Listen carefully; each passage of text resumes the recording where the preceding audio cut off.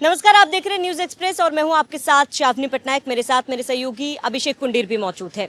जब ईरान ने इजराइल पर हमला किया था तो पाकिस्तान ने बड़े ताव के साथ कहा था कि ईरान के हर कदम पर पाकिस्तान साथ है। लेकिन पाकिस्तान कितना दोगला है ये जग जाहिर है।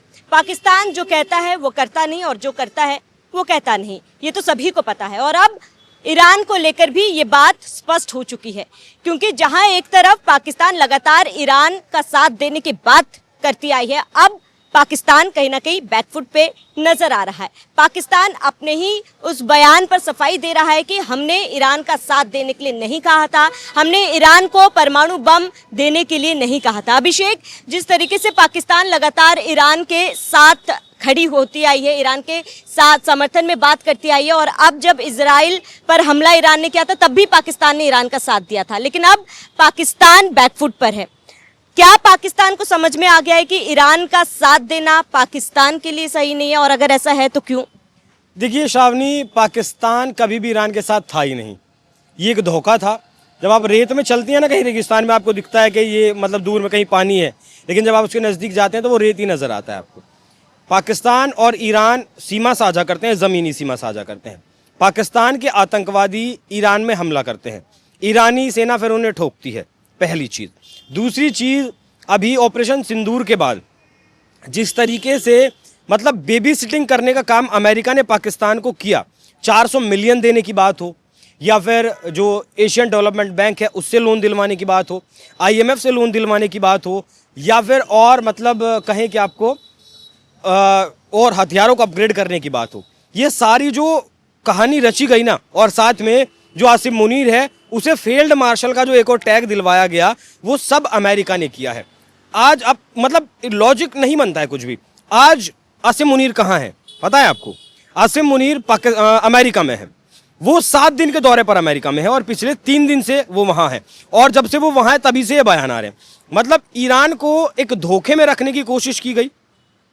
देखिए, आप जिस तरीके से आपने अभी जिक्र कर रही थी, आप एक कमज़ोर देश ईरान इजराइल के सामने वाकई में है। उस कमज़ोर देश को अगर किसी का सहारा मिल जाता है फिर वो थोड़ा सा हवा में उड़ता है। वही काम पाकिस्तान ने किया और करवाया अमेरिका ने पर्दे के पीछे से।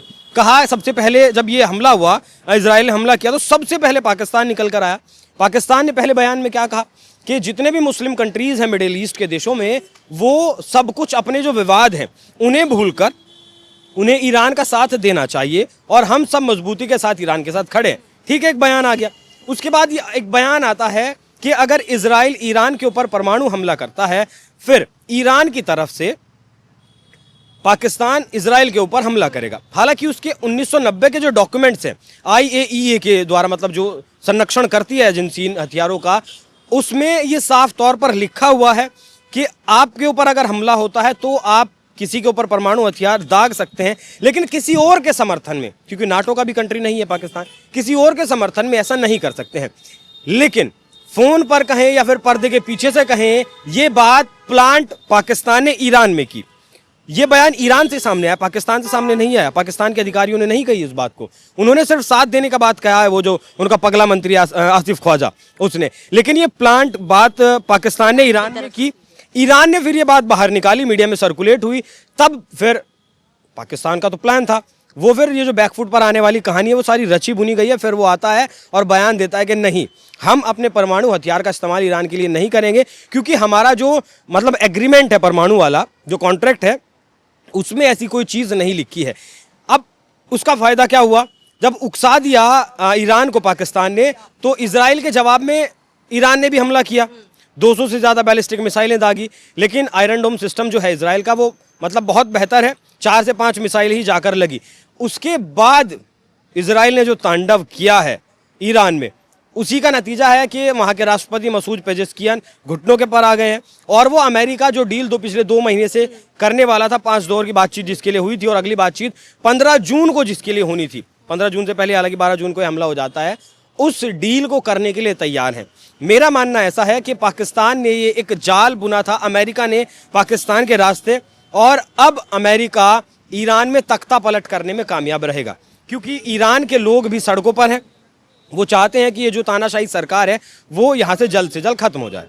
बिल्कुल अभिषेक, लेकिन अगर हम लोग पाकिस्तान के विदेश मंत्री की बात करें तो इससे पहले भी जब इजराइल ने हमला किया था तो पाकिस्तान के विदेश मंत्री ने ये बयान दिया था कि भाई जितने भी मुसलमान देश हैं उनको एकजुट होकर आगे आना चाहिए, इकट्ठे होकर इजराइल के खिलाफ ये लड़ाई लड़नी चाहिए। लेकिन अब पाकिस्तान की तरफ से जिस तरीके के बयान सामने आ रहे हैं, क्या पाकिस्तान फिलहाल डर गया है?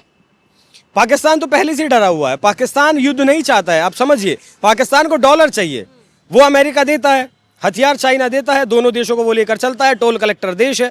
टोल कलेक्टर मतलब जब भी आप सड़क पर जाती हैं तो टोल टैक्स इस तरीके से देती हैं। पहले अमेरिका को उसने रास्ता दिया अफगानिस्तान जाने का, अब वो अमेरिका को रास्ता देगा ईरान जाने का, क्योंकि ज़मीनी सीमा वहीं टच करती है। इसके लिए लगातार डॉलर वो दे ही रहा है। 400 मिलियन डॉलर जो दिए अमेरिका ने, वो क्यों दिए? जो इसके फाइटर जेट्स हैं या जो F-35 चलाता है, F-16 माफ़ कीजिएगा, F-16 जो अमेरिका ने दिए हुए हैं पाकिस्तान को, उनका रखरखाव करने के लिए दिए, जिसका इस्तेमाल पाकिस्तान आज नहीं तो कल 100% करेगा ईरान के खिलाफ, अगर ईरान नहीं मानता है और वो न्यूक्लियर प्रोग्राम का अपना एनरिचमेंट जारी रखता है। क्योंकि उसने कहा था कि 60% हम यूरेनियम का एनरिचमेंट कर चुके हैं और किसी भी परमाणु बम को बनाने के लिए 90% एनरिचमेंट किसी भी यूरेनियम का होना ज़रूरी है, और बाकी उसके प्रोग्राम चल ही रहे हैं।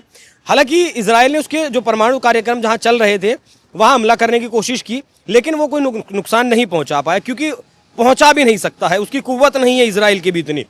क्योंकि एक तो जो ज़मीन के 50 मीटर नीचे वो प्रोग्राम चल रहा है, और जहाँ वो प्रोग्राम चल रहा है उसके ऊपर भी आप समझिए कि 9 मीटर की दीवार है।